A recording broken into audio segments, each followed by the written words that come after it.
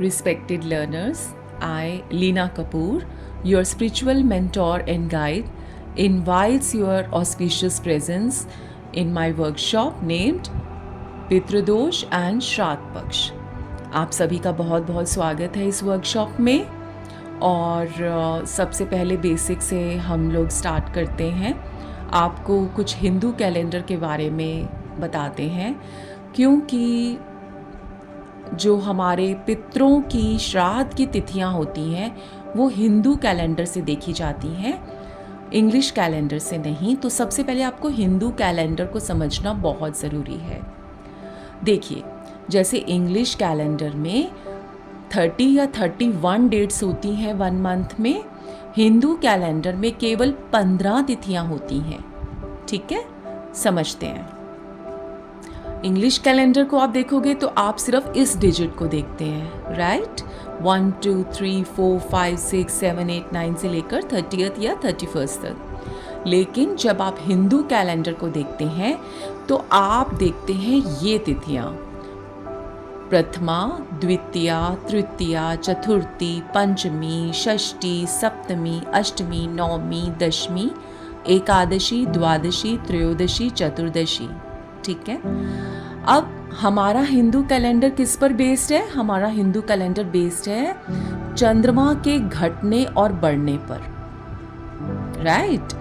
तो हमारा, आप जैसे जानते हैं, हमारे जो चंद्रदेव हैं वो एक महीने में 15 दिन अपनी कलाएं खोते हैं, यानी कि वो घटते हैं, और 15 दिन उनकी कलाएं बढ़ती हैं, यानी कि वो पूर्ण होना स्टार्ट हो जाते हैं। तो पहले 15 दिन वो क्या होते हैं? कम होते हैं। चंद्रमा दिखना आपको कम होने लगता है, और धीरे धीरे वो अमावस्या में चंद्रमा बिल्कुल भी दिखाई देना बंद हो जाते हैं, नहीं दिखते हैं वो। अमावस के बाद धीरे धीरे चंद्रमा फिर से थोड़े दिखने लगते हैं, और पूर्णिमा में वो पूरी तरह दिखाई देते हैं, जैसे पूर्णिमा कहा जाता है या फुल मून कहा जाता है। अब अमावस्या के पहले 15 दिन वो भी हम इन्हीं तिथियों से बुलाते हैं: प्रतिपदा, द्वितीया, तृतीया, चतुर्थी, पंचमी से लेके चतुर्दशी, और फिर पूर्णिमा। और पूर्णिमा के बाद हम फिर से प्रतिपदा से ही स्टार्ट करते हैं। प्रतिपदा, द्वितीया, तृतीया, चतुर्थी, पंचमी, षष्ठी से लेके चतुर्दशी, और उसके बाद अमावस्या।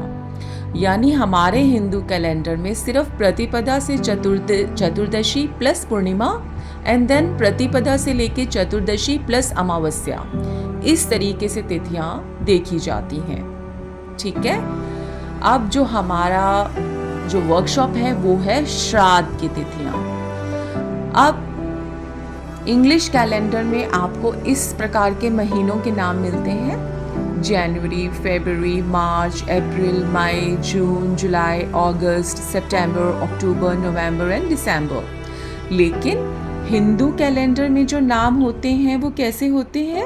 वो टोटली डिफरेंट होते हैं।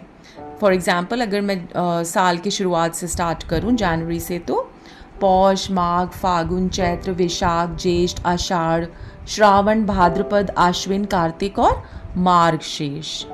तो यहाँ तक आपको डिफरेंस पता चल गया। अगर आप इस हिंदू कैलेंडर को देखें तो आप कहेंगे, मैम कैसे पता चलेगा कि चंद्रमा घट रहा है, बढ़ रहा है, और इन पक्षों को क्या कहते हैं? देखिए, जिन 15 दिनों में चंद्रमा बढ़ता है उसे शुक्ल पक्ष कहा जाता है, और जिन 15 दिनों में चंद्रमा घटता है उसे अमावस्या का पक्ष कहा जाता है या कृष्ण पक्ष कहा जाता है।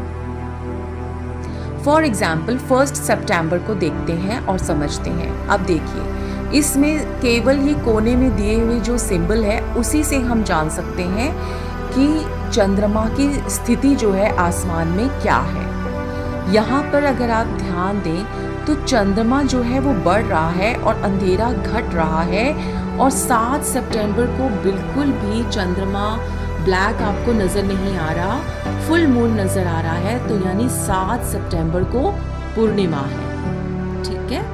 तो 7 सितंबर से पहले जो दिन चल रहे हैं, ये कौन से दिन चल रहे हैं? शुक्ल पक्ष के। चंद्रमा के बढ़ने के दिन चल रहे हैं। 7 तारीख के बाद चंद्रमा पर फिर से धीरे धीरे ये जो अंधेरा है वो आने लगता है, चंद्रमा छिपने लगता है और ये अंधेरा यहाँ बड़ा बड़ा चांद छुपा अपनी कलाएं खोया और 21 तारीख को हमें चांद बिल्कुल नज़र नहीं आ रहा आसमान में, तो 21 तारीख को होगी अमावस्या, ठीक है।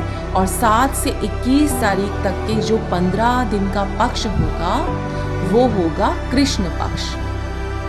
हमारा हिंदू कैलेंडर कहता है कि जो श्राद्ध पक्ष है वो भाद्रपद महीने की पूर्णिमा से आरंभ होता है, उसके बाद आश्विन का मास लग जाता है, महीना लग जाता है और आश्विन मास की प्रतिपदा तिथि द्वितीया, तृतीया, चतुर्थी, पंचमी से लेकर चतुर्दशी और उसके बाद अमावस्या को श्राद्ध संपन्न होते हैं, जिसे सर्व पितृ श्राद्ध भी कहा जाता है, ठीक है।